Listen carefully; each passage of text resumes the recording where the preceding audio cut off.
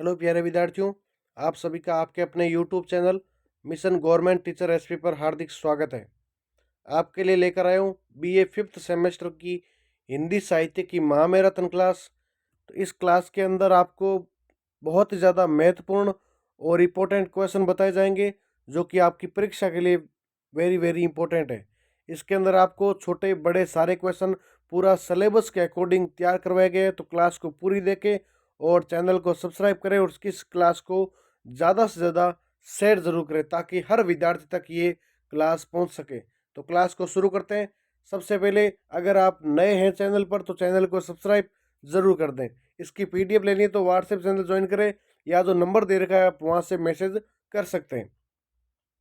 शुरू करते हैं। सबसे पहले पहला क्वेश्चन है आपके लिए कि हिंदी नाटक का अर्थ स्पष्ट करते हुए उनके तत्वों का विवेचन कीजिए तथा हिंदी नाटक के उद्भव एवं विकास का क्रमबद्ध अध्ययन प्रस्तुत कीजिए। Very very important. हिंदी साहित्य की विधाओं में नाटक का एक विशिष्ट और सशक्त साधन है, स्थान है। नाटक केवल पढ़े जाने का साहित्य नहीं होता बल्कि वे मंच पर प्रस्तुत होकर दर्शकों को हृदय और मस्तिष्क पर गहरा प्रभाव डालता है। जीवन की घटनाओं, संघर्षों, भावनाओं और सामाजिक यथार्थ को सजीव रूप में प्रस्तुत करने की जो क्षमता होती है वो नाटक में सर्वाधिक पाई जाती है। हिंदी नाटक ने भारतीय सांस्कृतिक परंपरा, लोक जीवन और आधुनिक चेतना तीनों को अपने भीतर समाहित किया है। बात करते हैं हिंदी नाटक का अर्थ क्या है। तो भारत के हिंदी नाटक के अर्थ की अगर बात करें तो नाटक शब्द संस्कृत के नट धातु से बना है जिसका अर्थ होता है अभिनय करना, यानी जिस साहित्यिक विद्या में कथा का विकास संवादों, अभिनय, मंच क्रिया और दृश्य व्यवस्था के माध्यम से होता है उसे नाटक कहा जाता है। हिंदी नाटक वह नाट्य साहित्य है जिसकी भाषा हिंदी होती है और जिसमें पात्रों के माध्यम से किसी कथा, समस्या या विचार को मंच पर जीवंत रूप में प्रस्तुत किया जाए, वह होता है नाटक। नाटक की प्रमुख विशेषता ये होती है कि इसमें लेखक स्वयं प्रत्यक्ष रूप में कुछ नहीं कहता बल्कि पात्रों के संवादों और क्रियाओं के माध्यम से अपनी बात प्रकट करता है। इसलिए नाटक को सर्वदर्शी कला भी कहा जाता है। बात करते हैं नाटक के प्रमुख तत्व कौन कौन से हैं।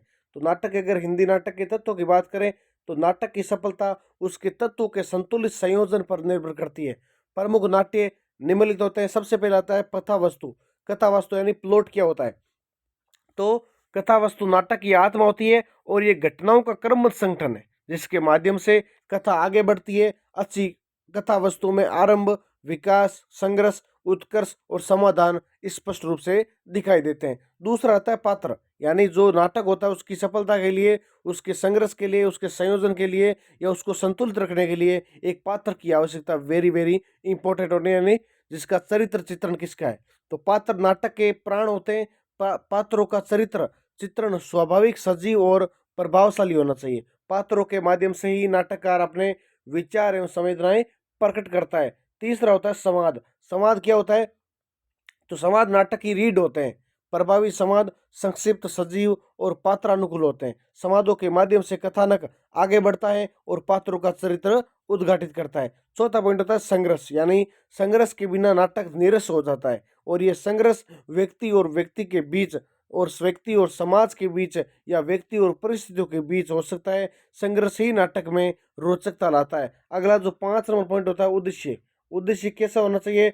तो प्रत्येक नाटक का कोई ना कोई उद्देश्य जरूर होता है, चाहे मनोरंजन का हो सकता है, शिक्षा का हो सकता है, सामाजिक सुधार हो सकता है या जीवन दर्शन की कोई भी अभिव्यक्ति है या सफल नाटक वही होता है जिसके अंदर उद्देश्य बोझिल न होकर स्वाभाविक रूप से उभरता है। फिर आपका जो छठा पॉइंट रहने वाला है दृश्य योजना एवं मंच व्यवस्था, यानी विद्यार्थियों दृश्य योजना नाटक को दृश्यात्मक प्रभाव प्रदान करती है। मंच व्यवस्था, प्रकाश, वेशभूषा, संगीत नाटक को प्रभावित बनाते हैं। अगला पॉइंट आपके लिए भाषा और शैली। तो कैसी होनी चाहिए नाटक की भाषा और शैली। तो अगर बात करें नाटक की भाषा और शैली तो नाटक की भाषा सरल, संवादात्मक और पात्रानुकूल होनी चाहिए। शैली नाटक के विषय और उद्देश्य के अनुसार होती है। पहली तो अगर बात करें यथार्थवादी, प्रतीकात्मक या काव्यात्मक आदि हो सकती है। तीसरा पॉइंट आता है आपके लिए हिंदी नाटक का उद्भव एवं विकास। तो कैसा होगा। तो हिंदी नाटक का विकास एक लंबी ऐतिहासिक प्रक्रिया का परिणाम होता है। इसे हम कुछ कारणों के आधार पर या चरणों के आधार पर समझ सकते हैं, जिसके अंदर पहला आता है प्राचीन काल। तो प्राचीन काल के अंदर बात करते हैं कि भारतीय नाट्य परंपरा अत्यंत प्राचीन है। भरत मुनि का नाट्य शास्त्र भारतीय नाटक का आधार ग्रंथ माना जाता है। संस्कृत नाटक कालिदास, भवभूति, भास आदि ने आगे चलकर हिंदी नाटक को गहराई से प्रभावित किया। हालांकि इस काल में हिंदी के नाटक स्वतंत्र रूप से विकसित नहीं किया हो गया। दूसरा था मध्यकाल। तो मध्यकाल के अगर नाटक की बात करें तो मध्यकाल में हिंदी नाटक का विकास मुख्यतः लोक नाट्य के रूप में माना जाता है, जिसके अंदर रामलीला, रासलीला, नौटंकी, स्वांग, तमाशा आदि लोकनाट्य रूपों से हिंदी नाटक की आधारभूत उपाय देखने को मिलते हैं। इस काल में धार्मिक और भक्तिपरक विषय प्रमुख रहे थे। फिर तीसरा आता है भारतेंदु युग। आधुनिक हिंदी नाटक का प्रारंभ यहीं से माना जाता है। तो हिंदी नाटक का वास्तविक आरंभ भारतेंदु हरिश्चंद्र से माना जाता है। उन्हें आधुनिक हिंदी नाटक का जनक भी कहा जाता है। उनके प्रमुख नाटक की अगर बात करें तो एक तो आता है अंधेर नगरी, एक होता है भारत दुर्दशा और तीसरा है वेदिकी, हिंसा हिंसा न बहुते। तो आपको ये तीनों नाटक के नाम याद होने चाहिए, किसके हैं? भारतेंदु हरिश्चंद्र के। इन नाटकों में सामाजिक कुरीतियां, राजनीतिक भ्रष्टाचार और राष्ट्रीय चेतना की अभिव्यक्ति हमें देखने को मिलती है। फिर जो चौथा पॉइंट आता है द्विवेदी युग। तो द्विवेदी युग के अंदर किस प्रकार से नाटक का विकास होता है? तो इस काल के अंदर नाटक साहित्यिक दृष्टि से परिष्कृत हुआ। आचार्य महावीर प्रसाद द्विवेदी के प्रभाव से भाषा शुद्ध और संस्कृतनिष्ठ हुई। हालांकि मंचीय दृष्टि से ये काल अपेक्षाकृत कमजोर माना जाता है। फिर अगला युग आता है प्रसाद युग। तो प्रसाद युग के अंदर यानी जयशंकर प्रसाद ने हिंदी नाटक को कलात्मक ऊंचाइयों पर पहुंचाया। उनके ऐतिहासिक और काव्यात्मक नाटक प्रसिद्ध हैं, जिसके अंदर स्कंदगुप्त, चंद्रगुप्त, ध्रुव स्वामिनी हमें देखने को मिलते हैं। जो कि छोटा वाला क्वेश्चन यहाँ से देखने को मिलेगा कि स्कंदगुप्त किसका नाटक है? तो जयशंकर प्रसाद का। चंद्रगुप्त या ध्रुव स्वामिनी, ये कई बार पूछा गया। ध्रुव स्वामिनी ये आपको याद रखना है, जयशंकर प्रसाद का है। फिर आपके लिए जो नेक्स्ट आता है कि प्रसाद के नाटकों में राष्ट्रबोध, आदर्शवाद और काव्यात्मक भाषा का सुंदर समन्वय देखने को मिलता है। छठा पॉइंट आता है स्वतंत्रता के बाद का युग। तो स्वतंत्रता के बाद हिंदी नाटक में यथार्थवाद का विकास हुआ। सामाजिक समस्याएं, व्यक्ति की आंतरिक पीड़ा और आधुनिक जीवन की जटिलताएं नाटकों का विषय बनी थी। प्रमुख नाटककार कौन कौन है? तो इसके अंदर हमें देखने को मिलते हैं। एक तो वह मोहन राकेश, जिनके एक प्रसिद्ध नाटक है आषाढ़ का एक दिन, धर्मवीर भारती, अंधा युग, विजय तेंदुलकर, बादल सरकार और आपको कुछ बहुत ज़्यादा इसके अलावा भी नाटककार देखने को मिलते हैं जो कि आज़ादी के बाद के हो रहे हैं। इस काल में प्रतीकात्मक, प्रयोगात्मक और मंच संवेदनशील नाटकों का विकास भी माना जाता है। 7 नंबर पॉइंट आपके लिए कि समकालीन हिंदी नाटक क्या है? तो आज का हिंदी नाटक वैश्वीकरण, तकनीक, स्त्री विमर्श, दलित चेतना और राजनीतिक प्रश्नों से जुड़ा हुआ है। नाटक अब केवल मंच पर सीमित नहीं हो गया, बल्कि नुक्कड़ नाटक, टेलीविजन और डिजिटल माध्यम से भी विस्तृत हो गया है। फिर नेक्स्ट बात करते हैं इसके निष्कर्ष की। तो निष्कर्ष के अंदर कहा जा सकता है कि हिंदी नाटक ने एक लंबी और समृद्ध यात्रा तय की है। संस्कृत नाट्य परंपरा और लोक नाट्य से प्रेरित होकर हिंदी नाटक आधुनिक चेतना का सशक्त माध्यम माना जाता है। इसके तत्व, कथावस्तु, पात्र, समाज, संघर्ष और उद्देश्य इसे प्रभावशाली बनाते हैं। हिंदी नाटक न केवल मनोरंजन करता है, बल्कि समाज को सोचने और बदलने की प्रेरणा भी हमें प्रदान करता है। ये था आपके लिए विद्यार्थियों पहला क्वेश्चन। दूसरा जो क्वेश्चन है आपके लिए वेरी वेरी इंपॉर्टेंट, जिसने भी अभी तक हमारी क्लास को लाइक नहीं किया, सबसे पहले इस चैनल को सब्सक्राइब करें और आप वीडियो को ज़्यादा से ज़्यादा अपने दोस्तों के साथ शेयर करें, ताकि हर विद्यार्थी तक हिंदी साहित्य की 5th सेमेस्टर की ये क्लास पहुंच सके। दूसरा क्वेश्चन है हिंदी नाटक और एकांकी में अंतर स्पष्ट कीजिए, साथ ही प्रमुख हिंदी नाटककारों एवं उनकी प्रमुख कृतियों का उल्लेख कीजिए। ऐसा क्वेश्चन वेरी वेरी इंपॉर्टेंट है, तो आप सभी इसको अच्छे से ध्यान से देखें। हिंदी साहित्य की नाट्य परंपरा अत्यंत समृद्ध एवं सशक्त रही है। नाटक साहित्य की वह विधा जिसमें जीवन की घटनाओं, संघर्षों, संवेदनाओं और सामाजिक यथार्थ को संवाद, अभिनय और मंच परंपरा के माध्यम से प्रस्तुत किया जाता है। हिंदी नाटक के अंतर्गत विभिन्न नाट्य रूप विकसित हुए हैं, जिसके अंदर नाटक और एकांकी का विशेष महत्व मिलता है। दोनों ही मंचीय विद्या हैं, किंतु उनके स्वरूप, उपदेश, उद्देश्य, संरचना और प्रस्तुति में मौलिक अंतर पाया जाता है। हिंदी नाटक और कुछ निशान दिए, जिसके अंदर आता है हिंदी नाटक का अर्थ एवं स्वरूप क्या होता है। तो नाटक शब्द संस्कृत के नट धातु से बना है, जिसका अर्थ होता है अभिनय करना। नाटक जीवन के विविध पक्षों का मंची रूपांतरण है, ये हम देख चुके हैं, और इसके अंदर कई पात्र होते हैं। फिर बात है एकांकी का अर्थ। तो एकांकी का अर्थ क्या होता है? एकांकी नाटक का संक्षिप्त रूप होता है, यानी जो नाटक होता है उसका छोटा रूप होता है एकांकी। इसमें केवल एक अंक होता है और कथानक किसी एक प्रमुख घटना, स्थिति या मानसिक संघर्ष के इर्द गिर्द केंद्रित रहता है। एकांकी का उद्देश्य काम कम समय में तीव्र प्रभाव उत्पन्न करना होता है। इसके अंदर अनावश्यक विस्तार के स्थान पर संक्षिप्तता, कसाव और प्रभावशीलता पर अधिक बल दिया जाता है। तीसरा पॉइंट आता है हिंदी नाटक और एकांकी में अंतर स्पष्ट करना है। तो क्या होता है, तो छोटा वाला क्वेश्चन या लघुतरात्मक क्वेश्चन आ सकता है, हिंदी नाटक और एकांकी में अंतर स्पष्ट करो, तो ऐसा क्वेश्चन भी आपके लिए वेरी वेरी इंपॉर्टेंट। तो अगर बात करें संरचनात्मक अंतर की, तो हिंदी नाटक बहुअंकीय होते हैं जबकि एकांकी में केवल एक ही अंक होता है। नाटक का कथानक विस्तृत होता है, वहीं एकांकी का कथानक संक्षिप्त और केंद्रित होता है। जबकि बात करें कथानक की व्यापकता, नाटक में अनेक घटनाएं, उपकथाएं और चरित्रों का विकास होता है, जबकि एकांकी में किसी एक घटना या भाव का ही सघन चित्रण किया जाता है। फिर आता है पात्रों की संख्या। तो पात्रों की संख्या के अंदर नाटकों में या नाटक में पात्र की संख्या अधिक होती है, जबकि कथानक का विस्तार मिलता है। एकांकी में पात्र सीमित होते हैं, लिमिट होते हैं। फिर आता है समयावधि की बात, यानी समय कितना होता है, कितनी अवधि होती है। तो नाटक के मंचन में अधिक समय लगता है, जबकि एकांकी का मंचन अल्प समय में संभव होता है। अगला पॉइंट है संघर्ष और विकास। तो नाटक में संघर्ष क्रमिक रूप से विकसित होता है, जबकि एकांकी में संघर्ष तीव्र एवं तत्काल प्रभाव डालने वाला माना जाता है। फिर आता है मंच सजा। तो नाटक के लिए विस्तृत मंच सजा आवश्यक होती है, जबकि एकांकी में साधारण मंच सजा पर्याप्त मानी जाती है। अगर उद्देश्य की बात करें दोनों के, तो उद्देश्य होता है, नाटक का उद्देश्य जीवन के व्यापक यथार्थ का प्रस्तुतिकरण होता है, जबकि एकांकी का उद्देश्य किसी एक भाव, समस्या या क्षण को प्रभावशाली ढंग से प्रस्तुत करना होता है। प्रमुख हिंदी नाटककार एवं उसकी प्रमुख कृतियां कौन कौन सी है, तो सबसे पहले बात करते हैं भारतेंदु युग की। तो भारतेंदु हरिश्चंद्र को हिंदी नाटक का जनक मानते हैं, ये सब हमने पढ़ रखा है। और उन्होंने नाटक को सामाजिक चेतना से जोड़ा है, बिल्कुल सही बात है। अंधेर नगरी, भारत दुर्दशा, नील देवी, वेदी की हिंसा न हिंसा बहुते, तो ये सब नाटक इसके भारतेंदु हरिश्चंद्र के। अगर बात करें द्विवेदी युग के, तो इसके अंदर हमें स्कंदगुप्त, चंद्रगुप्त, ध्रुव स्वामिनी, अजातशत्रु, कामना, ये सब नाटक द्विवेदी है, महावीर प्रसाद द्विवेदी जी के।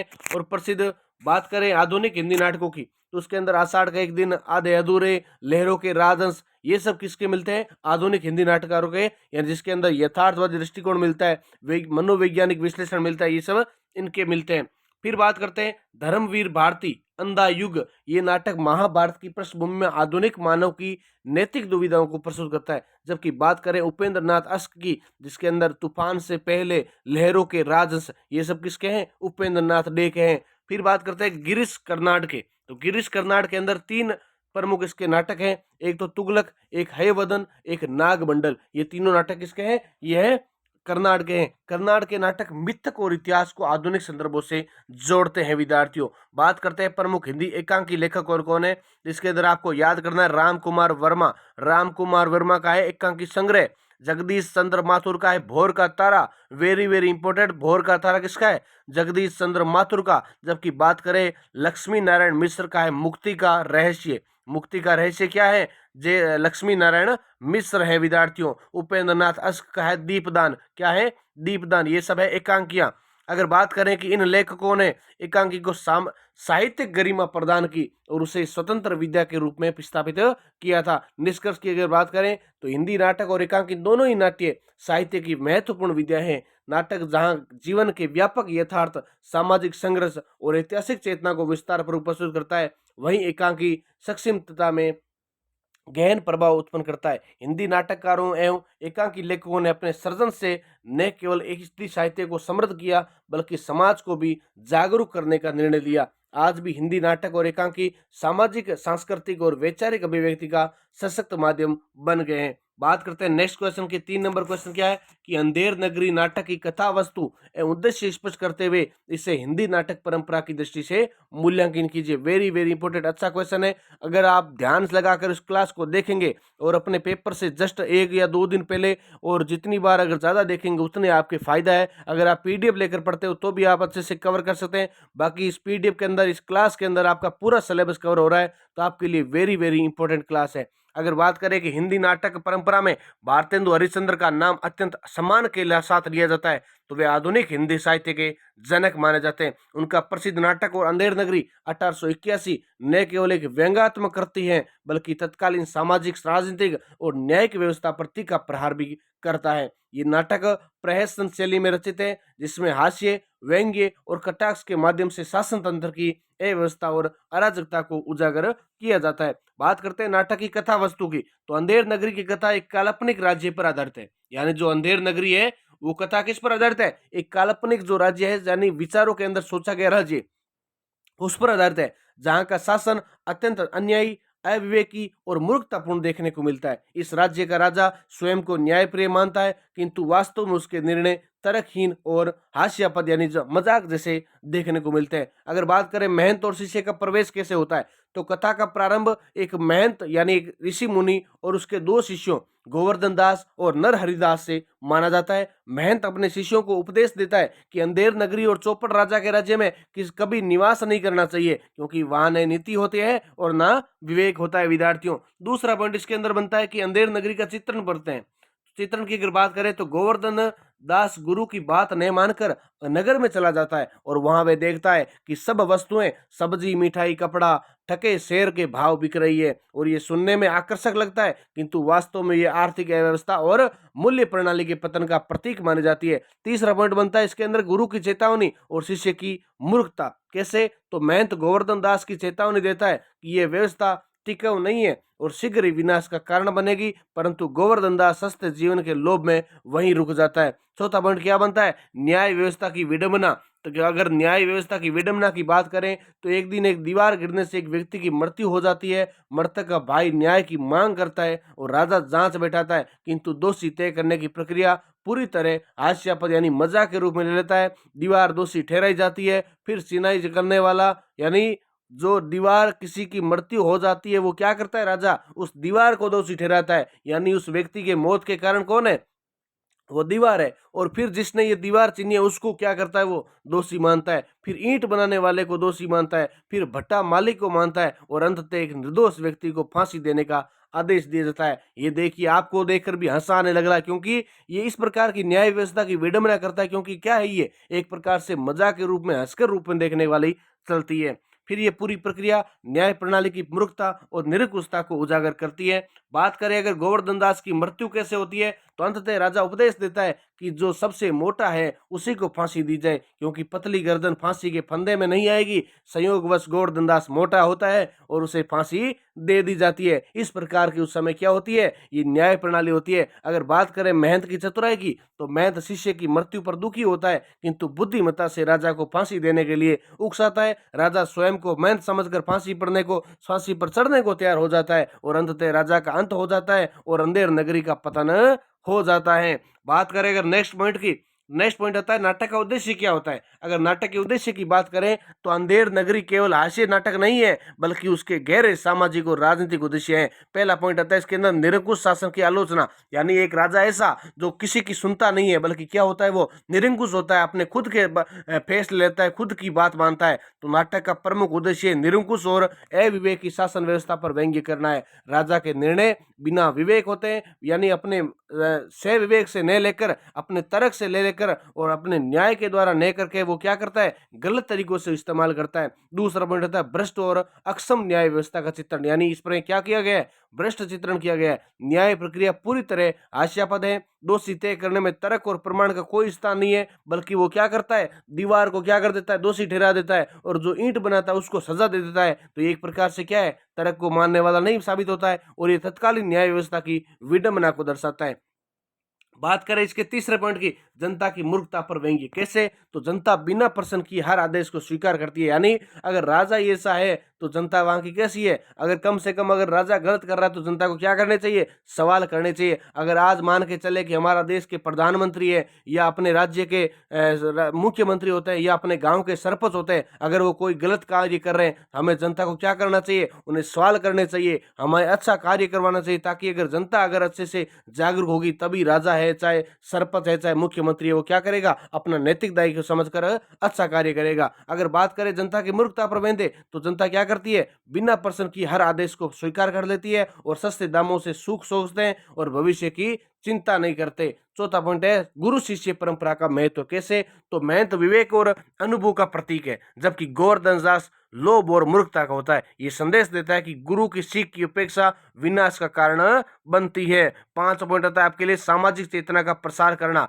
तो भारतेंदु का उद्देश्य समाज को जागरूक करना था, ताकि लोग अन्याय और अव्यवस्था के विरुद्ध आवाज उठाएं। अंधेर नगरी का हिंदी नाटक परंपरा में मूल्यांकन क्या है? तो पहला पॉइंट है आधुनिक हिंदी नाटक का प्रतिनिधि होना, यानी अंधेर नगरी आधुनिक हिंदी नाटक का श्रेष्ठ उदाहरण है। इसमें सामाजिक यथार्थ, व्यंग्य, सुधारवादी दृष्टि का समन्वय हमें देखने को मिलता है। बात करें प्रहसन शैली का उत्कृष्ट प्रयोग कैसे? तो ये नाटक प्रहसन की शैली में लिखा गया है, जिसके अंदर अतिशयोक्ति यानी बढ़ा चढ़ाकर हास्यापद स्थितियां और तीखा व्यंग्य किया गया है। तीसरा पॉइंट है सरल एवं जन भाषा, यानी भारतेंदु ने सरल बोलचाल की भाषा का प्रयोग किया, जिसके अंदर नाटक आम जनता तक सहज रूप से पहुंच सके, क्योंकि मैंने भी आपको आम भाषा के अंदर समझाया इसको। प्रतीकात्मकता की अगर बात करें तो अंधेर नगरी अव्यवस्थित समाज है, चौपट राजा अयोग्य शासक है और टके शेर आर्थिक असंतुलन, यानी टके शेर के बदले कोई चीज देना। इन प्रतीकों के माध्यम से लेखक व्यापक सामाजिक यथार्थ को प्रस्तुत करता है। और बात करें मंच प्रभावशीलता की,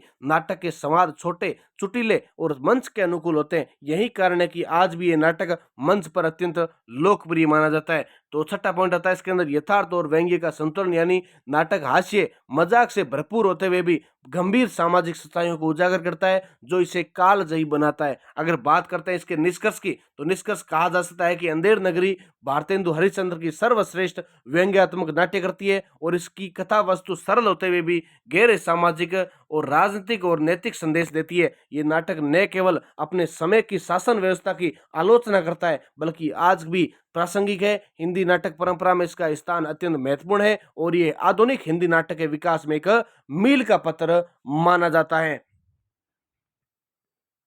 अगला प्रश्न है 5 नंबर, कचहरी उद्यान बाजार में कहानी की विषय वस्तु, कथा वस्तु, पात्र योजना एवं सामाजिक यथार्थ का विश्लेषण कीजिए। यह भी प्रश्न बहुत अच्छा है, अगर ध्यान से अगर आपने मन लगाकर इसको देखा है तो कचहरी उद्यान बाजार में हिंदी की यथार्थवादी कहानियों में से एक महत्वपूर्ण रचना है। ये कहानी आधुनिक समाज की उन विसंगतियों को उजागर करती है, जहां सार्वजनिक स्थल जो कभी विश्राम, संवाद और सौंदर्य के प्रतीक थे, अब बाजार, स्वार्थ और सत्ता के खेल के बदलते जा रहे हैं। लेखक ने एक छोटे से घटनाक्रम के माध्यम से न्याय व्यवस्था, प्रशासन, आम आदमी और पूंजीवादी मानसिकता पर तीखा व्यंग्य किया है। बात करते हैं इसकी कथा वस्तु की, तो कहानी की कथा वस्तु कचहरी उद्यान नामक एक सार्वजनिक उद्यान के इर्द गिर्द घूमती है। ये उद्यान पहले आम जनता के लिए विश्राम, टहलने और सामाजिक मेल मिलाप का स्थान था, और समय के साथ साथ ये उद्यान एक अवैध बाजार में बदल जाता है। यहाँ छोटे छोटे दुकानदार, फेरी वाले, दलाल और प्रशासनिक संरक्षण में परमता व्यापार दिखाई देता है। कहानी में दिखाया गया है कि कैसे कचहरी न्यायालय के पास स्थित एक उद्यान धीरे धीरे न्याय, नैतिकता और जनहित के मूल्यों में दूर होकर स्वार्थ, भ्रष्टाचार और सत्ता साठ गांठ का केंद्र बन जाता है। प्रशासन और पुलिस की मौन स्वीकृति से अवैध गतिविधियां फलती फूलती देखने को मिलती है। आम नागरिक जो इस उद्यान को अपना मानते थे, अब हाशिए पर चले जाते हैं। लेखक उस परिवर्तन को केवल भौतिक बदलाव के रूप में नहीं, बल्कि समाज के नैतिक पतन के प्रतीक के रूप में प्रस्तुत करता है। कहानी का अंत किसी समाधान के बजाय पाठक को सोचने के लिए विवश करता है कि सार्वजनिक जीवन में न्याय और ईमानदारी कहाँ खो गई है। बात करते हैं इसके पात्र योजना की, तो इस कहानी की पात्र योजना अत्यंत यथार्थवादी और प्रतीकात्मक है। पात्र किसी एक व्यक्ति तक सीमित नहीं है, बल्कि पूरे सामाजिक वर्ग का प्रतिनिधित्व करते हैं। बात करते हैं दुकानदार वाले या फेरी वाले की, और दुकानदार या फेरी वाले की अगर बात करें तो ये पात्र जीविका के लिए संघर्ष करते हुए दिखाई देते हैं, पर धीरे धीरे व्यवस्था का हिस्सा बन जाते हैं, और कुछ मजबूरी में नियम तोड़ते हैं तो कुछ लालच में तोड़ देते हैं। तो ये पात्र निम्न मध्यम वर्गीय समाज की उस स्थिति को दर्शाते हैं जहां नैतिकता और पेट की भूख के लिए संघर्ष चलता रहता है। अगर प्रशासन, पुलिस की बात करें तो प्रशासनिक पात्र कहानी में मौन सहमति के प्रतीक है, और वे प्रत्यक्ष रूप से सामने नहीं आते, लेकिन उनकी मौजूदगी हर जगह महसूस करती है। रिश्वत, संरक्षण और आंख मूंद लेने की प्रवृत्ति के माध्यम से लेखक प्रशासनिक भ्रष्टाचार को उजागर करता है। बात करें अगर विद्यार्थियों आम नागरिक की, तो आम नागरिक इसके अंदर कैसा है? आम नागरिक कहानी का सबसे महत्वपूर्ण लेकिन सबसे उपेक्षित पात्र है। वे उद्यान का वास्तविक हकदार है, फिर भी सबसे अधिक पीड़ित होता है। उसकी असहायता, चुप्पी और स्वीकार्यता सामाजिक जड़ता को दर्शाती है। अगर कथावाचक की बात करें तो कथावाचक एक सजग दृष्टा के रूप में उपस्थित है, जो घटनाओं का केवल वर्णन नहीं करता बल्कि उनके निहितार्थों को भी संकेत करता है। उनके माध्यम से लेखक का दृष्टिकोण स्पष्ट रूप से दिखाई देता है। चौथा पॉइंट आता है सामाजिक यथार्थ की। तो सामाजिक यथार्थ के अंदर कहानी का सबसे सशक्त पक्ष इसका सामाजिक यथार्थ है, यानी सार्वजनिक स्थलों का बाजारीकरण। कैसे? तो कहानी दिखाती है कि कैसे सार्वजनिक संपत्तियां निजी लाभ का साधन बन जाती है। उद्यान का बाजार में बदलना इसी प्रवृत्ति का साधन होता है। न्याय और व्यवस्था का खोखलापन। कैसे? तो कचहरी के पास स्थित उद्यान का अव्यवस्थित और अवैध होना इस बात का व्यंग्यात्मक संकेत है कि जहां न्याय होना चाहिए वहीं अन्याय फल फूल रहा है। भ्रष्टाचार और सत्ता साठगांठ। कैसे? यानी भ्रष्टाचार, प्रशासन, पुलिस और व्यापारियों की मिली भगत कहानी का केंद्रीय सामाजिक सत्य है, और ये बताता है कि व्यवस्था किस प्रकार आम आदमी के विरुद्ध काम करती है। आम आदमी की व्यवस्था क्या है? तो कहानी में आम आदमी की चुप्पी और सहनशीलता और असहायता आधुनिक समाज की सबसे बड़ी त्रासदी के रूप में उभरती है। अगर हम इसके निष्कर्ष की बात करें तो कचहरी उद्यान बाजार में केवल एक उद्यान या बाजार की कहानी नहीं है, बल्कि ये आधुनिक शहरी जीवन की यथार्थवादी दस्तावेज है। कथा वस्तु की सहजता, पात्रों की प्रतीकात्मकता और सामाजिक यथार्थ की तीखी प्रस्तुति से एक सशक्त कहानी बनाती है। लेखक पाठक को ये सोचने पर विवश करता है कि यदि सार्वजनिक स्थान, न्याय और नैतिकता भी बाजार के हवाले हो जाए तो समाज किस दिशा में जाएगा। नेक्स्ट आपके लिए क्वेश्चन है कि एक तोला अफीम की कीमत कहानी के माध्यम से लेखक ने किस सामाजिक यथार्थ को प्रस्तुत किया है? तो इस प्रश्न को भी ध्यान से देखें, बहुत ज्यादा महत्वपूर्ण और इंटरेस्टिंग होने वाला है। अगर इसके उत्तर की बात करें तो हिंदी कथा साहित्य में सामाजिक यथार्थ को एक सशक्त रूप में प्रस्तुत करने वाली कहानियों में एक तोला अफीम की कीमत का विशेष स्थान है। ये कहानी केवल एक वस्तु अफीम की कीमत की बात नहीं करती, बल्कि इसके माध्यम से उस अमानवीय, शोषणकारी और असंवेदनशील सामाजिक व्यवस्था को उजागर करती है जिसके अंदर गरीब, असहाय और शोषित वर्ग की या व्यक्ति की जान और पीड़ा का कोई मूल्य नहीं रह जाता। जबकि सत्ता, धन और व्यवस्था से जुड़े लोग छोटी सी वस्तु को अत्यधिक महत्व देते हैं। लेखक ने इस कहानी के माध्यम से औपनिवेशिक या सामंती मानसिकता, प्रशासनिक निर्दयता, वर्ग भेद और मानवीय संवेदनाओं के हास को तीखे व्यंग्य और यथार्थवादी दृष्टि से प्रस्तुत किया है। बात करते हैं कहानी का संक्षिप्त कथ्य क्या है, यानी कहानी किस प्रकार है।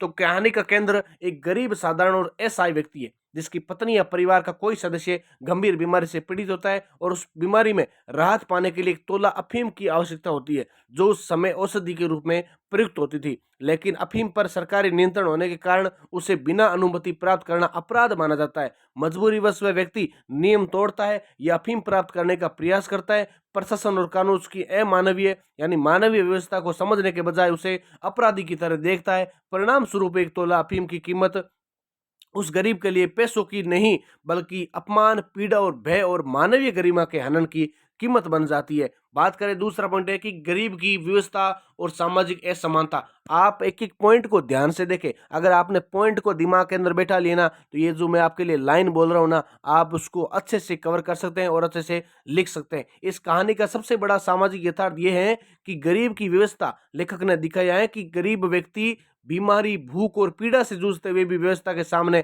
ऐसा ही होता है। उसके पास न पैसा है, न पहचान, न सिफारिश। उसकी मजबूरी को कोई नहीं समझता। समाज में अमीर वर्ग के लिए नियम लचीले हैं, यानी नियमों में क्या दी जाती है? छूट दी जाती है, जबकि गरीब के लिए कोई नियम नहीं होता। बात करते हैं क्या होता है, कानून के समक्ष समानता की बात करते हैं संविधान के अंदर, लेकिन वैसा नहीं होता। अगर कोई अमीर व्यक्ति होता है उसके लिए तो कानून क्या है? समान है, यानी उसके अंदर तो क्या कर देते हैं? भेदभाव कर देते हैं। जबकि गरीब होता है उसको क्या करते हैं? छोड़ते नहीं है, अमीर को छोड़ देते हैं पैसों से। ये क्या होता है? ये समानता नहीं दिखाई जाती। अवसर की समानता का नाम लेते हैं संविधान के अंदर, लेकिन क्या वाकई में अवसर की समानता है? क्या हर एक व्यक्ति को अवसर की समानता नहीं होती? तो गरीब के लिए भी नियम कठोर है और निर्दयी बन जाते हैं। यहाँ लेखक ये स्पष्ट करता है कि समाज में कानून समान नहीं होता। एक तोला अफीम अमीर के लिए साधारण वस्तु हो सकती है, लेकिन गरीब के लिए वह जीवन और मृत्यु का प्रश्न बन जाती है। ये सामाजिक असमानता ही कहानी का मूल यथार्थ माना जाता है। अगला तीसरा पॉइंट है प्रशासनिक असंवेदनशीलता और कानून का अमानवीय रूप।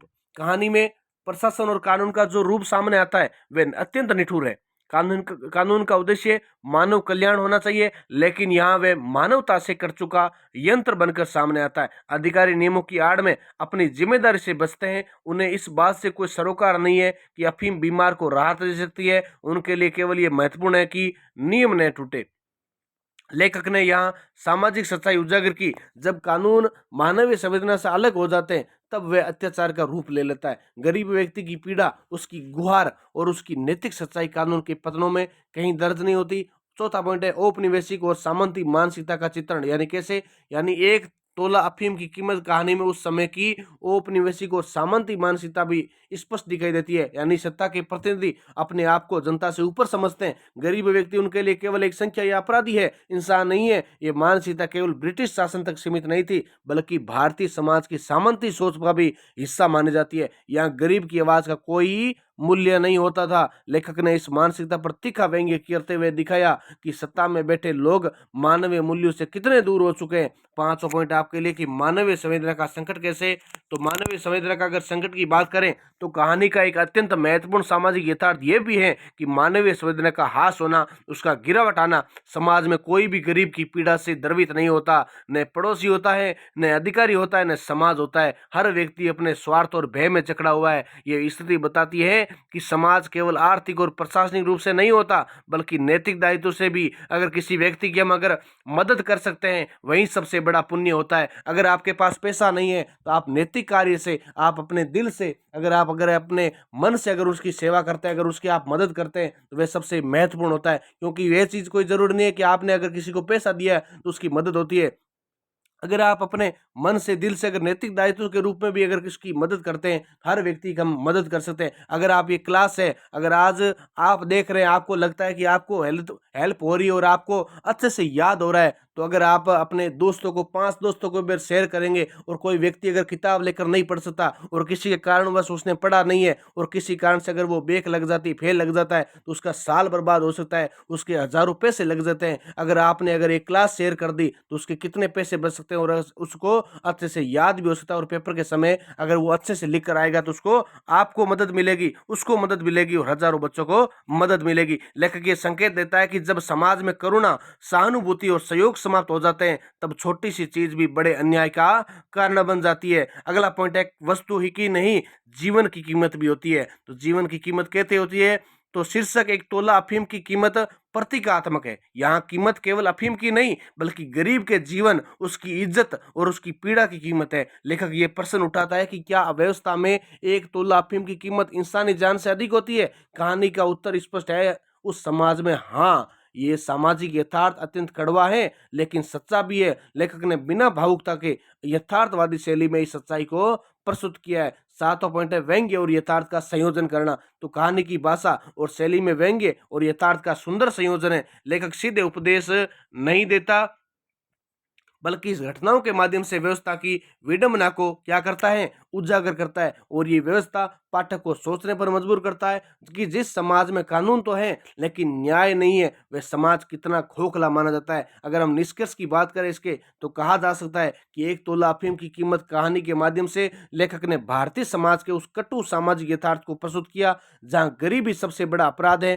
कानून मानवीय संवेदना से रहित है और सत्ता शोषितों की आवाज सुनने को तैयार नहीं है। ये कहानी केवल अपने समय की नहीं, बल्कि आज के समाज के लिए भी प्रासंगिक है। लेखक हमें ये सोचने के लिए विवश करता है कि यदि व्यवस्था में मनुष्यता नहीं होगी तो कानून और विकास दोनों ही अर्थहीन हो जाएंगे। इस प्रकार ये कहानी सामाजिक यथार्थ का सशक्त दस्तावेज है जो पाठक के मन में करुणा, आक्रोश और आत्ममंथन तीनों को जन्म देती है। विद्यार्थियों, प्रश्न संख्या 7, साहब को जुकाम है कहानी की व्यंग्यात्मक शैली एवं सामाजिक संदर्भ को विवेचना कीजिए। वेरी वेरी इंपॉर्टेंट, बहुत अच्छा प्रश्न है। अभी तक जिसने क्लास को लाइक नहीं किया, शेयर नहीं किया, सबसे पहले आप लाइक और शेयर कर दें ताकि हर विद्यार्थी तक क्लास पहुंच सके। आपका कॉलेज का ग्रुप होगा, आपके दोस्तों के साथ आपके कॉन्टैक्ट नंबर होंगे, तो आप उनको मैसेज भेजें और आप उनको क्लास शेयर करें ताकि उनकी मदद हो सके। बात करते हैं साहब को जुकाम है। तो हिंदी व्यंग्य साहित्य में हरिशंकर परसाई का नाम अत्यंत महत्वपूर्ण है। उन्होंने व्यंग्य को केवल हास्य का माध्यम नहीं बनाकर उसे सामाजिक चेतना, वैचारिक आलोचना, व्यवस्था विरोध का सशक्त और औजार बनाया। उनकी कहानी साहब को जुकाम है इसी परंपरा की सशक्त कड़ी है। ये कहानी देखने में एक साधारण सी घटना पर आधारित लगती है, किंतु उसके भीतर सत्ता, नौकरशाही, वर्ग भेद और चापलूसी की संस्कृति का तीखा प्रहार किया गया है। बात करते हैं हम कहानी की, यानी कहानी को अगर छोटे रूप में अगर देखें तो आपको अच्छे से समझ में आ जाएगा।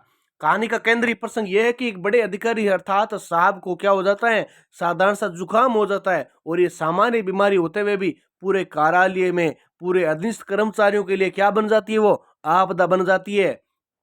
साहब के जुकाम से उसके छींक, खांसी, मनोदशा और आराम सब कुछ अधीनस्थों के जीवन को क्या कर देता है, प्रभावित करने लगता है। साहब का जुकाम केवल शारीरिक बीमारी नहीं होती, बल्कि सत्ता की बीमारी का प्रतीक बन जाता है। बात करें अगर व्यंग्यात्मक शैली का विवेचन, तो सूक्ष्म और तीखा व्यंग्य कैसे, यानी परसाई की शैली की सबसे बड़ी विशेषता यह है कि वे बिना शोर मचाए गहरी चोट देते हैं। कहानी में कहीं भी प्रत्यक्ष रूप से व्यवस्था की निंदा नहीं की गई है, किंतु साहब के जुकाम के बहाने पूरी प्रशासनिक व्यवस्था की खोखली मानसिकता उजागर की गई है। साहब की छींक भी आदेश बन जाती है और उसका जुकाम क्या बन जाता है, कानून बन जाता है। बात करें अगर अतिशयोक्ति की, तो अतिशयोक्ति ये है, उसका प्रयोग इस प्रकार है कि साधारण जुकाम को इस प्रकार प्रस्तुत किया गया है मानो वह कोई राष्ट्रीय आपदा हो। जैसे डॉक्टर, कर्मचारी, आदेश, सेवा सब कुछ जुकाम के इर्द गिर्द क्या करते हैं, घूमने लगते हैं। ये अतिशयोक्ति हास्य पैदा करती है, हंसी मजाक बनाती है, क्योंकि उसी के माध्यम से लेखक ये दिखाता है कि हमारे समाज में पद का महत्व व्यक्ति से अधिक हो जाता है। अगर बात करें प्रतीकात्मकता की, यानी जुकाम यहाँ मात्र रोग नहीं है, बल्कि क्या है, अगर बात करें क्या है जुकाम, तो सत्ता का अहंकार है, अधिकारियों की नाजुकता है, व्यवस्था की असंवेदनशीलता का प्रतीक है। और वहीं साहब किसी एक व्यक्ति का नहीं, बल्कि पूरी नौकरशाही मानसिकता का प्रतिनिधि है दोस्तों। बात करें अगर साधारण भाषा की, असाधारण अर्थ की, तो परसाई की भाषा सरल, बोलचाल की और सहज है, लेकिन उसके भीतर छिपा अर्थ अत्यंत गंभीर है। वे भारी भरकम शब्दों के बजाय सामान्य घटनाओं के माध्यम से बड़ी बात कह देते हैं। उनकी यही व्यंग्य शैली को प्रभावी बनाता है। बात करते हैं विडंबना की। कहानी की सबसे बड़ी विडंबना है कि साहब का जुकाम सबसे बड़ा मुद्दा है, आम जनता की बीमारी, समस्या और पीड़ा नगण्य है। ये विडंबना पूरे सामाजिक ढांचे की संवेदनहीनता को उजागर करती है। बात करते हैं सामाजिक संदर्भ का विवेचन, यानी सत्ता और वर्ग भेद। कहानी स्पष्ट करती है कि हमारे समाज में सत्ता संपन्न वर्ग के लिए नियम अलग होते हैं और सामान्य जन के लिए नियम अलग होते हैं। साहब की असुविधा पूरे तंत्र को हिला देती है, जबकि आम आदमी की पीड़ा अनदेखी रह जाती है। नौकरशाही की चापलूसी की संस्कृति कैसे, तो अधीनस्थ अधिकारी साहब के जुकाम को लेकर जिस प्रकार चिंतित रहते हैं, वे उनकी स्वार्थपरक चापलूसी का उजागर करती है। और फिर मानवीय संवेदनाओं का अभाव भी होता है कैसे, तो कहानी ये भी सिखाती दिखाती है कि व्यवस्था में मानवता का स्थान गौण हो गया, यानी छोटा हो गया है, और साहब की बीमारी व्यक्तिगत नहीं रहती, बल्कि प्रशासनिक विषय पर बन जाती है, जबकि आम लोगों की बीमारियां कभी मुद्दा नहीं बनती। बात करते हैं लोकतांत्रिक व्यवस्था का प्रकटाक्ष किस प्रकार है, तो यद्यपि देश लोकतांत्रिक कहलाता है, पर कहानी ये प्रश्न उठाती है कि क्या वास्तव में सभी समान है, या फिर सत्ता के पद पर बैठा व्यक्ति भी अधिक महत्वपूर्ण है। आधुनिक समाज की मानसिकता, ये कहानी केवल कार्यालय या प्रशासन से सीमित नहीं है, बल्कि पूरे समाज की उस मानसिकता को उजागर करती है जहां व्यक्ति का मूल्य उसके पद से त्याग तय होता है। सच, न्याय और संवेदना से अधिक महत्व शक्ति को दिया जाता है। बात करते हैं इसके निष्कर्ष की, तो अगर इसका निष्कर्ष यही है कि साहब को जुकाम है हरिशंकर परसाई की एक सशक्त व्यंग्यात्मक कहानी है, जो साधारण घटना के माध्यम से असाधारण सामाजिक यथार्थ को उजागर करती है, और इसकी व्यंग्यात्मक चिखली तिखी, प्रतीकात्मक और प्रभावशाली मानी जाती है। सामाजिक संदर्भ सत्ता, वर्ग भेद, नौकरशाही और चापलूसी की संस्कृति पर करारा प्रहार करता है। ये कहानी पाठक को हंसाती भी है और सोचने को विवश भी करती है। यहाँ परसाई के व्यंग्य की सबसे बड़ी सफलता भी यही मानी जाती है। अगला क्वेश्चन आपके लिए वेरी वेरी इंपॉर्टेंट, क्वेश्चन संख्या 8, मछली का जाल कहानी के प्रतीकात्मक अर्थ एवं कथ्य पर प्रकाश डालिए। तो अगली कहानी कौन सी है, मछली का जाल। तो हिंदी साहित्य में मछली का जाल एक ऐसी विरोध विचारोत्तेजक कहानी है जो सामान्य जीवन की घटनाओं के माध्यम से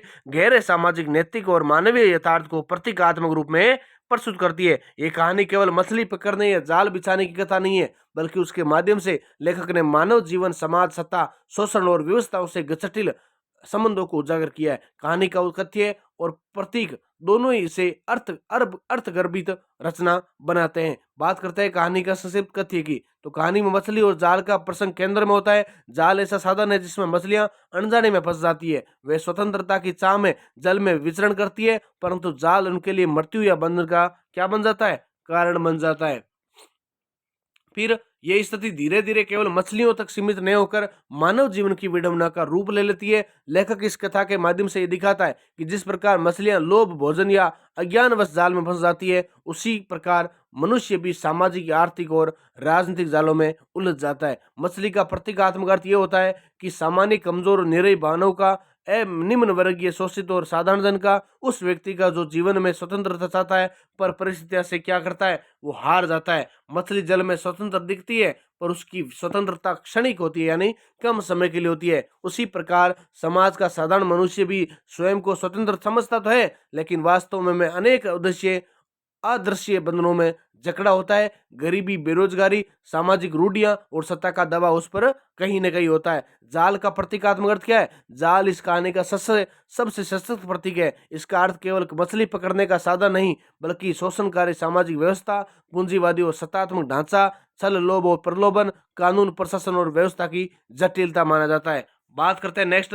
जाल ये दर्शाता है कि कैसे समाज में शक्तिशाली वर्ग अपनी सुविधा के लिए कमजोर वर्ग के लिए ऐसे हालात बन जाता है जिससे निकल पाना असंभव होता है। मनुष्य अपने स्वार्थ, लालच या मजबूरी में फंसकर उसी जाल का हिस्सा बन जाता है जो अंततः उसकी विनाश का कारण बनता है। प्रतीक और यथार्थ का संबंध कैसे? तो प्रतीक और यथार्थ का संबंध है कि कहानी की विशेषता यह है कि उसके प्रतीक पूर्णतः जीवन से जुड़े हैं। मछली और जाल कोई कल्पनात्मक वस्तुएं नहीं है, बल्कि रोजमर्रा के जीवन के प्रति परिचित बिंब माने जाते हैं। लेखक इन्हीं साधारण प्रतीकों के माध्यम से समाज की असाधारण सच्चाइयों को उजागर करता है और ये कहानी में ये संकेत देती है, शोषण केवल बल से नहीं बल्कि व्यवस्था के माध्यम से होता है। मनुष्य कई बार स्वयं अपने विनाश का कारण बनता है। स्वतंत्रता का भ्रम सबसे बड़ा जाल होता है। कहानी का सामाजिक तथ्य यह है कि मछली का जाल का प्रमुख तथ्य सामाजिक शोषण है। लेखक दिखाता है कि समाज में शक्तिशाली लोग नियम और साधनों के माध्यम से कमजोर वर्ग को नियंत्रित करते हैं और ये शोषण आर्थिक भी है, मानसिक भी है और नैतिक भी है। मछली की तरह साधारण मनुष्य भी संघर्ष करता है, छटपटाता है, परंतु अंततः जाल से बाहर निकल पाना उसके लिए कठिन हो जाता है। दार्शनिक और नैतिक तथ्य क्या है इसका? तो कहानी का एक दार्शनिक पक्ष यह भी है कि यह मनुष्य की स्वतंत्रता, व्यवस्था के द्वंद्व को प्रस्तुत करती है। मछली जल में रहते हुए भी सुरक्षित नहीं है और यह जीवन की अनिश्चितता का प्रतीक है। कहानी ये प्रश्न उठाती है, क्या मनुष्य वास्तव में स्वतंत्र है, क्या केवल स्वतंत्र होने का भ्रम कर रहा है? कहानी की संदेशात्मकता यह देती है कि मछली का जाल पाठक को सचेत करती है कि हर आकर्षण लाभकारी नहीं होता, हर अवसर में छिपा खतरा हो सकता है और व्यवस्था को समझे बिना उसमें प्रवेश करना क्या होता है विद्यार्थियों, विनाशकारी हो सकता है। ये कहानी सामाजिक जागरूकता उत्पन्न करती है और पाठक को सोचने के लिए विवश करती है। अंततः कहा जा सकता है कि मछली का जाल एक सशक्त प्रतीकात्मक कहानी है जिसमें मछली और जाल के माध्यम से मानव जीवन की त्रासदी, सामाजिक शोषण, व्यवस्था की क्रूरता को प्रभावी ढंग से प्रस्तुत किया जाता है। प्रश्न संख्या 9, आवाज का नीलाम, कहानी की मूल संवेदना, संदेश और आधुनिक संदर्भों में उसकी प्रासंगिकता स्पष्ट करो। क्वेश्चन ये भी अच्छा है, आप उसको ध्यान से देखें और पीडीएफ के माध्यम से अच्छे से पढ़ सकते हैं। अगला क्वेश्चन है कि महात्मा गांधी की आत्मकथा सत्य के साथ मेरे प्रयोग के चयनित अंशों के आधार पर गांधी जी के व्यक्तित्व एवं विचारधारा का विवेचन कीजिए। महात्मा गांधी की आत्मकथा सत्य के साथ मेरे प्रयोग केवल एक व्यक्ति के जीवन की कथा नहीं है, बल्कि ये एक ऐसे महापुरुष के आत्मिक, नैतिक एवं वैचारिक विकास का प्रमाणिक दस्तावेज है जिसने अपने विचारों, कर्मों से न केवल भारत को स्वतंत्रता दिलाई बल्कि संपूर्ण विश्व को अहिंसा, सत्य और नैतिकता का मार्ग दिखाया। इस आत्मकथा में गांधी जी ने अपने जीवन की घटनाओं का वर्णन आत्म प्रशंसा के लिए नहीं बल्कि स्वयं को कसौटी को कसने के उद्देश्य से किया था। चयनित अंशों के माध्यम से गांधी जी का व्यक्तित्व बहुआयामी, प्रयोगशील और आत्मशोधक माना जाता है। पहला पॉइंट इसके अंदर गांधी जी की आत्मकथा का उद्देश्य और स्वरूप क्या है। तो गांधी जी ने स्पष्ट किया कि उसकी आत्मकथा जीवन वर्त नहीं बल्कि सत्य के साथ किए गए प्रयोग का विवरण मानी जाती है। इसमें आत्म स्वीकृति है, आत्म आलोचना है और नैतिक साहस भी है। वे अपनी कमजोरियों, भूलों, आंतरिक संघर्षों को भी उसी स्पष्टता से प्रस्तुत करते हैं जैसे अपने आदर्शों को। इस दृष्टि से आत्मकथा आत्मशुद्धि का साधन बन जाती है। सत्य के प्रति गांधी जी की निष्ठा क्या है? तो गांधी जी के व्यक्तित्व का मूल आधार सत्य होता है। उनके अनुसार सत्य बोलने के लिए वस्तु नहीं बल्कि जीने की प्रक्रिया है। आत्मकथा के अनेक अंशों में वे स्वीकार करते हैं कि सत्य तक जीवन पहुंचना एक सतत संघर्ष होता है। वे सत्य को ईश्वर के समक्ष मानते हैं। ईश्वर सत्य है, उसके स्थान पर कहते हैं सत्य ही ईश्वर है। इससे गांधी जी का नैतिक साहस, आत्मिक स्पष्टता और दृढ़ चरित्र प्रकट होता है। आत्म संयम और नैतिक अनुशासन की अगर बात करें तो गांधी जी के व्यक्तित्व की एक प्रमुख विशेषता आत्म संयम भी है। आत्मकथा में ब्रह्मचर्य, उपवास, सादा जीवन, संयमित आहार आदि के प्रयोगों का वर्णन मिलता है। वे मानते हैं कि नैतिक शक्ति के बिना राजनीतिक समर्थनता अर्थहीन है। आत्मसंयम उनके लिए आत्मपीड़न नहीं बल्कि आत्मशक्ति का साधन है। इसमें गांधी जी का व्यक्तित्व संयमी, तपस्वी और अनुशासित रूप में उभरता है। बात करते हैं अहिंसा का सिद्धांत क्या है गांधी जी का, तो गांधी जी की विचारधारा का केंद्रीय तत्व अहिंसा है। आत्मकथा के चयनित अंशों से स्पष्ट होता है कि अहिंसा उनके लिए कमजोरी नहीं बल्कि साहस का सर्वोच्च स्थान है। वे शारीरिक हिंसा के साथ साथ मानसिक और वाचिक हिंसा को भी अस्वीकार करते हैं।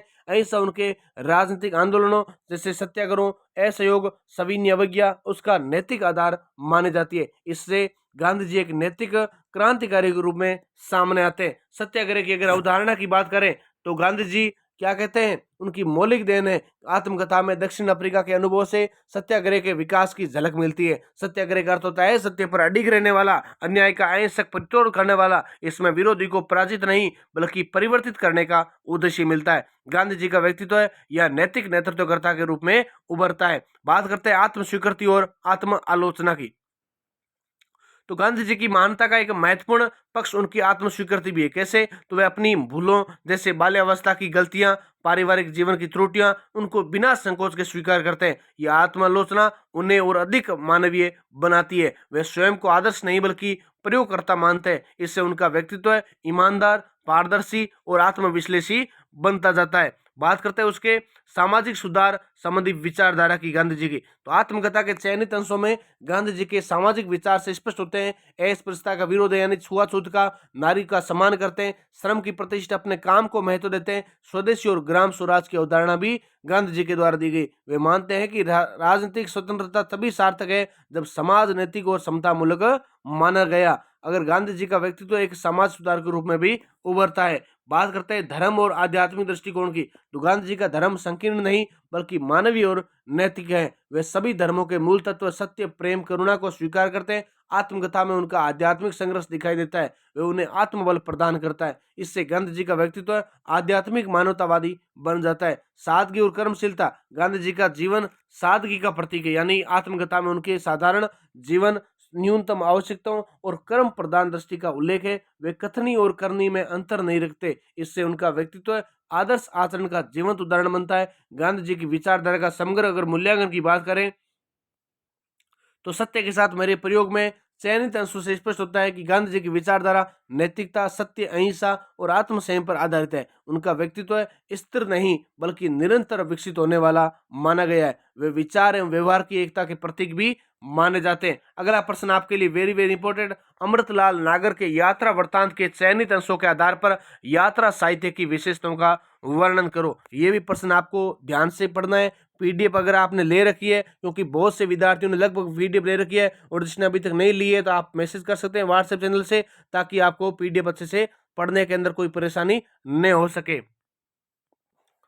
अगला प्रश्न आपके लिए कि महादेवी वर्मा के रेखा चित्र घिस्सा की चरित्रगत विशेषताओं एवं संवेदनात्मक पक्ष का विश्लेषण कीजिए। तो महादेवी वर्मा हिंदी साहित्य के प्रमुख महिला साहित्यकारों में से एक मानी जाती है, जिन्होंने अपनी रचनाओं में मानवीय संवेदनाओं, सामाजिक यथार्थ और चरित्र मनोविज्ञान को बड़ी गहराई से प्रस्तुत किया है। उनका रेखा चित्र गिस्सा भी इसी संदर्भ में विशेष महत्व रखता है। इस रचना में महादेवी वर्मा ने गिस्सा नामक पात्र के माध्यम से ग्रामीण जीवन, उनकी घटनाएं, संघर्ष और मानवीय संवेदनाओं का सूक्ष्म चित्रण प्रस्तुत किया है। बात करते हैं चरित्र का परिचय की, तो इसके अंदर गिस्सा एक साधारण ग्रामीण व्यक्ति है जो उसका जीवन संघर्ष और घटनाओं से भरा जाता है। महादेवी वर्मा ने इसे अत्यंत यथार्थवादी ढंग से चित्रित किया है। ये पात्र बाहरी दृष्टि से साधारण व्यक्ति होता है, लेकिन इसके अंदर मानवीय संवेदनाओं, भावनाओं और इच्छाओं का गहरा संसार है। गिस्सा का व्यक्तित्व ग्रामीण समाज की वास्तविकताओं का प्रतिनिधित्व करता है। उसकी जीवन शैली, सोच और व्यवहार ने हमें उसके समय और परिवेश की झलक दिखाते हैं। चरित्र की विशेषताओं की बात करते हैं, इस पर लाता है साधारण और ईमानदार। गीसा अपने जीवन में साधारण और ईमानदार व्यक्ति के रूप में सामने आता है और बड़ी महत्वाकांक्षा नहीं रखता, परंतु अपने व्यक्ति कर्तव्यों और जिम्मेदारियों के प्रति भी समर्पित है और सरलता से पाठक के रूप में आकर्षक बनाती है। दूसरा पॉइंट है संघर्षशील और परिश्रम, यानी गीसा का जीवन कठिनाइयों और संघर्षों से भरा हुआ है। वह अपने परिवार और समाज के लिए कठिन परिश्रम करता है। उसकी मेहनत उसकी जीवन की स्थिरता आत्मसम्मान की प्रतीक है। महादेव वर्मा ने इसे हर तरह प्रस्तुत किया है कि पाठक उसकी समस्याओं को और प्रयासों के प्रति सहानुभूति अनुभव करता है। तीसरा पॉइंट क्या है? सहनशील और धैर्यशील। सहनशील और धैर्यशील, यानी गीसा विपरीत परिस्थितियों में भी धैर्य नहीं खोता। उससे जीवन की कठिनाइयां स्वीकार्य लगती है और वह गीसा अब चुनौतियों का सामना सीमित रूप से करता है। उसका उदाहरण ग्रामीण जीवन की घटनाएं, आर्थिक अभाव है, उसका ये धैर्यपूर्ण सामना करता है। चौथा पॉइंट है संवेदनशील और मानवीय संदेशना, यानी गीसा केवल कर्मठ ही नहीं बल्कि अत्यंत संवेदनशील भी है। वह दूसरों के दुख दर्द को समझता है और सहायता करने का प्रयास करता है। उसकी संवेदनशीलता उसे सामाजिक और मानवीय मूल्यों के लिए जागरूक बनाती है। संवेदनात्मक पक्ष क्या है? तो महादेव वर्मा ने गीसा के माध्यम से मानवीय संवेदनाओं को बड़े ही मार्मिक ढंग से प्रचित्र किया है। इस चरित्र में व्यक्त संवेदना पक्ष के प्रमुख आयाम इस प्रकार है। पहला पॉइंट है परिवार और सामाजिक संबंधों की भावना, यानी गीसा अपने परिवार और गांव वालों के प्रति गहरी संवेदना रखता है और अपने परिवार के सुख दुख में हमेशा सहभागी रहता है और ये उस पक्ष की मानवीय और करुणा को दर्शाता है। दूसरा पॉइंट है दुख और पीड़ा का अनुभव, यानी गीसा के जीवन में कठिनाइयां तो और दिखते हैं, उन्हें महादेव वर्मा ने संवेदनापूर्ण ढंग से प्रस्तुत किया है। उनका दुख पाठक के हृदय को दर्शाता है। उसकी पीड़ा विशेषकर आर्थिक और सामाजिक कठिनाइयों से जुड़ी है, उसे एक मानवीय और वास्तविक पात्र बनाती है। अगला तीसरा पॉइंट है आशा और संघर्ष का मिश्रण, यानी गीसा केवल दुखी पात्र नहीं है, वे आशावान भी है। उसके जीवन में संघर्ष और आशा का संतुलन उसके संवेदनशीलता को गहरा करता है। पाठक उसके प्रयासों और दृढ़ संकल्प से प्रेरणा भी प्राप्त करता है। आत्मसम्मान और गरिमा, गीसा का चरित्र अपने आत्मसम्मान और गरिमा को बनाए रखने वाला है। वह कठिनाइयों में भी अपनी प्रतिष्ठा और मूल्यों का सम्मान करता है। वह गुण उसकी संवेदनशीलता और मानवीय मूल्यों की पुष्टि करता है। सामाजिक और साहित्यिक संदर्भ क्या है? तो महादेव वर्मा ने गीसा के माध्यम से ग्रामीण जीवन की वास्तविकताओं और समाज की सच्चाइयों को प्रस्तुत किया है और वह समाज के आर्थिक, सांस्कृतिक और मानवीय पक्ष को, यानी उसका ग्रामीण यथार्थ दर्शाता है और उसकी सरल शैली है, मार्मिक गहन है, पाठक को प्रबुद्ध दिखाता है। नेक्स्ट क्वेश्चन आपके लिए कौन सा रहने वाला है? अगला क्वेश्चन आपके लिए very very important, Ramvilas Sharma द्वारा लिखित मीरा के नाम पत्र की साहित्यिक विशेषताओं और भाव पक्ष का विवेचन कीजिए। बहुत अच्छा प्रश्न है, अच्छे से इसका आपको ध्यान से देखना है और ये परीक्षा के अंदर आने वाला क्वेश्चन है। तो रामविलास शर्मा हिंदी साहित्य के प्रसिद्ध आलोचक, इतिहासकार और विचारक रह चुके हैं। उनकी अगर सीधी बात करते हैं साहित्यिक विशेषताओं की, तो पहला पॉइंट है पत्र रूप में रचना, यानी मीरा के नाम पत्र विशेष रूप से पत्र शैली में रचना की गई है। पत्र रूप की वे शैली रचना को व्यक्तिगत रूप और आत्मीय बनाती है। पाठक को ऐसा अनुभव होता है कि सीधे मीरा से संवाद कर रहे हैं। ये शैली लेखक ने भावों के विचारों को सजीव करने से प्रस्तुत करने में सक्षम है। पत्र की सहजता और प्राकृतिक प्रवाह उसे पठनीय और संवेदनात्मक बनाता है। दूसरा पॉइंट क्या है? भक्ति समय का स्पष्ट चित्रण, यानी रामविलास शर्मा ने मीरा के भक्ति मार्ग को अत्यंत संवेदनशीलता से उभारा है। उसकी भक्ति केवल भगवान कृष्ण के प्रति भावुकता नहीं है बल्कि सामाजिक और यथार्थ परंपराओं से विरोध की चेतना भी है। पत्र में मीरा के भक्ति वैभव को ऐसे प्रस्तुत किया है पाठक उसके हृदय की पीड़ा, प्रेम और आत्मिक उत्कृष्टता को महसूस कर सके। तीसरा पॉइंट है इतिहास और संस्कृति का समन्वय, यानी लेखक ने मीरा के जीवन काल के ऐतिहासिक और सांस्कृतिक संदर्भों को अत्यंत सटीकता से प्रस्तुत किया है। मथुरा और राजस्थान की सांस्कृतिक पृष्ठभूमि, तत्कालीन सामाजिक सांस्कृतिक परंपराएं, मीरा के सामाजिक संघर्ष और उसके धार्मिक दृष्टिकोण को लेखक ने सूक्ष्मता से उकेरा है। ये विशेषता पाठक को न केवल साहित्यिक बल्कि ऐतिहासिक दृष्टि से भी ज्ञान प्रदान करती है। भाषा और शैली की अगर बात करें तो रामविलास शर्मा की भाषा सरल, प्रवाही और गहन है। पात्रों में प्रयुक्त भाषा अत्यंत प्रामाणिक है और मीरा के व्यक्तित्व के अनुरूप संवेदनशील तथा मार्मिक है। वे भावात्मक अभिव्यक्ति और तात्विक विवेचना के बीच संतुलन बनाए रखते हैं। काव्यात्मक अलंकारों का प्रयोग पात्रों में दिखाई देता है जिससे रचना की सौंदर्यपूर्णता बढ़ जाती है। बात करते हैं संवेदनात्मक प्रवृत्ति और बात में आता है आत्मकथात्मक तत्व है, जिसके अंदर पत्रों में मीरा के जीवन के व्यक्तिगत अनुभव का समावेश मिलता है, जिसके अंदर प्रेम, संघर्ष, सामाजिक विरोध है या कोई भी आत्मा रक्षण किया गया है। सबकी बात हमें पता चलती है। सामाजिक चेतना के अंदर रामविलास शर्मा ने मीरा के जीवन को केवल धार्मिक दृष्टि से नहीं बल्कि सामाजिक दृष्टि से प्रस्तुत किया है, जिसके अंदर मीरा की भक्ति भावनाएं पितृसत्तात्मक विचारधारा के विरोध की भी है। ये पत्र केवल आध्यात्मिक नहीं बल्कि सामाजिक जागरूकता का भी माध्यम माना जाता है। अगर बात करते हैं भाव पक्ष का विवेचन यानी मीरा की भक्ति और प्रेम भाव, तो मीरा के नाम पात्र से पीरा के कृष्ण के प्रति अद्भुत प्रेम और भक्ति को प्रमुखता दी गई है। उसके भक्ति भाव में कोई स्वार्थ नहीं है, केवल ईश्वर के प्रति पूर्ण समर्पण है। पत्र में लेखक ने इस प्रेम को सहज और गहन भावनाओं के माध्यम से प्रस्तुत किया है। मीरा का प्रेम भाव उसके जीवन के हर निर्णय और कार्य में दिखाई देता है। संघर्ष और पीड़ा यानी मीरा के जीवन में संघर्ष और पीड़ा की अनेक झलक देखने को मिलती है। अगला पॉइंट क्या है? आध्यात्मिक चेतना यानी मीरा ने पत्रों में मीरा की आध्यात्मिक चेतना का भी चित्रण मिलता है। इसके अंदर भक्ति केवल भौतिक या सामाजिक नियमों की पालना नहीं है बल्कि आत्मिक मुक्ति आत्म साक्षात्कार का मार्ग है। लेखक ने इस चेतना को सूक्ष्म भावों और गहन चिंतन के माध्यम से उजागर किया है। नेक्स्ट आपके लिए चौथा पॉइंट है मानव और समाज में बीच संतुलन यानी मीरा के नाम पत्र में मीरा का दृष्टिकोण केवल व्यक्तिगत व्यक्ति तक सीमित नहीं है बल्कि वह समाज के बीच अपने अधिकार स्वतंत्रता और मूल्य पर भी विचार करती है। रामविलास शर्मा ने पत्रों में इस संतुलन को प्रभावशाली प्रस्तुत किया है। अगला पॉइंट आपके लिए 5 नंबर सहानुभूति और संवेदनशीलता यानी लेखक ने पत्रों में मीरा के प्रति गहरी सहानुभूति व्यक्त की है और दर्द प्रेम भक्ति की संवेदनशीलता पाठक के हृदय तक पहुंचती है। समाज और अगर संस्कृति की बात करें तो मीरा का जीवन सामाजिक और सांस्कृतिक बाधाओं से भरा हुआ है यानी रामविलास शर्मा ने पत्रों में इन बाधाओं को अनेक पार लगाने वाला विस्तार से प्रस्तुत किया है। जैसे के अंदर समाज की रूढ़ियों जातिवाद पितृसत्ता पर क्या करते हैं सवाल उठाते हैं। सकारात्मक और प्रेरणादायक भाव पत्रों में मीरा के जीवन की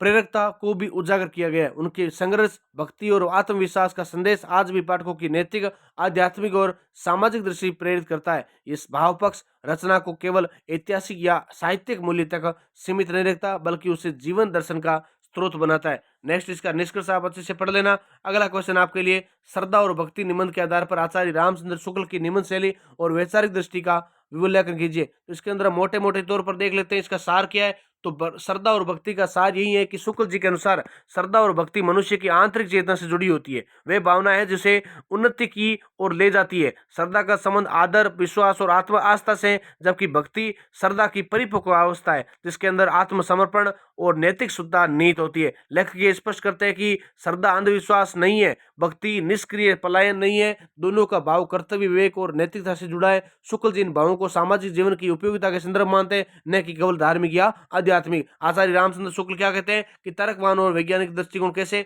तो शुक्ल जी की वैचारिक विशेषता यह है कि किसी भी भाव या विचार को तर्क और विवेक की कसौटी पर परखते हैं। तो श्रद्धा और भक्ति निबंध में ये स्पष्ट मिलते हैं। श्रद्धा तभी सार्थक है तब विवेक सम्मत अंधश्रद्धा समाज को परिवर्तन की ओर ले जाए नहीं। उसका मानना है कि भावना तभी उपयोगी है जब बुद्धि द्वारा नियंत्रित हो। ये दृष्टि उसे आधुनिक और प्रगतिशील आलोचना सिद्ध करती है। नैतिकता एवं मानव कल्याण की दृष्टि यानी शुक्ल जी के विचारों का केंद्र मानव जीवन का नैतिक उत्थान है जो भक्ति को आत्मिक शुद्धि और सामाजिक कर्तव्य से जोड़ते हैं। उनके अनुसार सच्ची भक्ति वे है जो मनुष्य को परोपकार सहानुभूति और सामाजिक उत्तरदायित्व की ओर ले जाती है। इसके अंदर व्यक्ति से समाज की ओर, भावना से कर्म की ओर, आस्था से नैतिकता की ओर उन्मुख होना। सामाजिक यथार्थ की अगर बात करें तो शुक्ल जी श्रद्धा और व्यक्ति को केवल धार्मिक अवधारणा नहीं मानते बल्कि उन्हें सामाजिक अनुशासन और सांस्कृतिक चेतना का आधार मानते हैं। वे मानते हैं कि भारतीय समाज में इन भावों ने लोगों को जोड़ने का कार्य किया है। वे भक्ति आंदोलन को भी सामाजिक सुधार के रूप में देखते हैं, न कि केवल धार्मिक आंदोलन के रूप में देखते हैं। संतुलित और समन्वयवादी दृष्टि की बात करें तो शुक्ल जी तो भावनाओं के अर्थ अंध संदर्भ समर्थक है और नई पूर्णतः बौद्धिक कठोरता के पक्षधर माने जाते हैं। वे भाव और बुद्धि के समन्वय को आवश्यक मानते हैं। उनके अनुसार श्रद्धा भावात्मक है परंतु भक्ति में विवेक और आचरण का संतुलन होना चाहिए। आचार्य रामचंद्र शुक्ल की निबंध शैली की अगर बात करें तो पहला पॉइंट है विचारात्मक निबंध शैली, जिसके अंदर आपको देखने को मिलेंगे कथा वर्णन आत्मकथात्मक। दूसरा है तार्किक क्रमता। तीसरा आता है गंभीर एवं प्रौढ़ भाषा शैली जिसके अंदर संस्कृतनिष्ठ गंभीर सुसंस्कृत भाव। और चौथा आता है परिभाषात्मक एवं विश्लेषणात्मक शैली। इसके अंदर आपको श्रेष्ठ आलोचक के निबंधकार मिलते हैं उदाहरणों का। फिर आता है आपके लिए उपदेशात्मक दूरी जिसके अंदर आपको शुक्ल जी क्या मिलते हैं उपदेश मिलते हैं। फिर आता है समग्र मूल्यांकन यानी भावना को विवेक से जोड़ता है, आस्था को नैतिक से जोड़ता है और साहित्य को समाज से जोड़ता है। उसकी निबंध शैली गंभीर है, तर्कपूर्ण है, क्रमबद्ध है, विचारोत्तेजक है, ये आपको देखने को मिलता है। आपके लिए जो अंतिम क्वेश्चन है नागरिक क्यों बनते हैं, निबंध में प्रस्तुत सामाजिक राजनीतिक चेतना एवं लेखक के विचारों को प्रस्तुत कीजिए। तो नागरिक क्यों बनते हैं, ये एक विचारोत्तेजक नाटक है। तो इसकी अवधारणा की अगर बात करते हैं, अगर मोटे तौर पर देखते हैं, तो लेखक के अनुसार मनुष्य जन्म से केवल एक व्यक्ति होता है, नागरिक नहीं। नागरिक वह तब होता है किसी संगठित राज्य या समाज के नियमों, अधिकारों और कर्तव्यों को स्वीकार करता है। नागरिक बनने की प्रक्रिया सामाजिकरण और राजनीतिक चेतना से जुड़ी है। लेखक इस अवधारणा को अस्वीकार करता है कि नागरिकता केवल मताधिकार या सरकारी दस्तावेज सीमित नहीं है। उसके अनुसार ये नैतिक और बौद्धिक स्थिति होती है। सामाजिक चेतना की अगर बात करें, तो निम्न में सामाजिक चेतना को नागरिक बनने की पहली शर्त यह माना गया है कि लेखक बताता है कि जब व्यक्ति अपने निजी हित से ऊपर उठकर समाज के व्यापक हित को समझने लगता है, तो वह नागरिक बन जाता है, जिसके अंदर सामाजिक समस्याओं की समझ होना, अन्याय, शोषण और समानता के प्रति संवेदनशीलता होना है। राजनीतिक चेतना का अगर महत्व की बात करें, तो राजनीतिक चेतना इस निबंध का केंद्रीय तत्व है, जिसके अंदर आपको क्या देखने को मिलता है, वास्तविक अर्थ देखने को मिलता है, राजनीतिक अर्थ से जागरूक मिलता है। या पॉइंट की बात करें, अधिकार और कर्तव्य का संतुलन, उसके अंदर आपको अधिकार मांगने से पहले कर्तव्य का निर्वाह करना जरूरी है। राज्य और नागरिक का संबंध देखने को मिलता है, निष्क्रियता की आलोचना, और बाद में लोकतंत्र की सफलता में नागरिकों की भूमिका। और लेखक का मानना कि लेखक की वैचारिक दृष्टि और निष्कर्ष आपका इस प्रकार से हो जाता है। फिर आपके लिए छोटे वाले क्वेश्चन भी है, तो आप इसको अच्छे से पीडीएफ के माध्यम से लिख सकते हैं, ताकि आपकी परीक्षा के अंदर यहाँ से 100% आपको हर क्वेश्चन परीक्षा के अंदर देखने को मिले। हर आपके लिए छोटे से छोटे क्वेश्चन आपके लिए तैयार किए गए। बस आप ज़्यादा से ज़्यादा विद्यार्थियों तक क्लास को शेयर करें, ताकि हर विद्यार्थी तक क्लास पहुँच सके। आपके लिए महामैराथन इसलिए क्लास तैयार की गई है, ताकि पिछले विगत वर्षों में हमारी पीडीएफ से, हमारी क्लास के माध्यम से आपको परीक्षा के अंदर अच्छे 80 से % तक नंबर क्वेश्चन देखने को मिलते हैं, ताकि विद्यार्थियों के बैग नहीं लगे। और उनके अच्छे परिणाम के लिए, उनके अच्छे भविष्य के लिए हमारा यही प्रयास है कि हर विद्यार्थी तक ये क्लास पहुंचे। और पीडीएफ के माध्यम से, जिसने पीडीएफ को भरोसा नहीं है, तो आप इस क्लास को देखकर पता लगा सकते हैं कि कंटेंट किस प्रकार से और अच्छे से आपके लिए तैयार किए गए। तो सभी क्लास को ज़्यादा से ज़्यादा शेयर करें, ताकि हर विद्यार्थी तक क्लास पहुंच सके। और अपने विद्यार्थियों के साथ ये क्लास को शेयर करने के साथ साथ आप कमेंट में बताएं कि आपको क्लास कैसी लगी, और इस क्लास को लाइक जरूर करें। इसी के साथ जय हिंद, जय भारत, वंदे मातरम।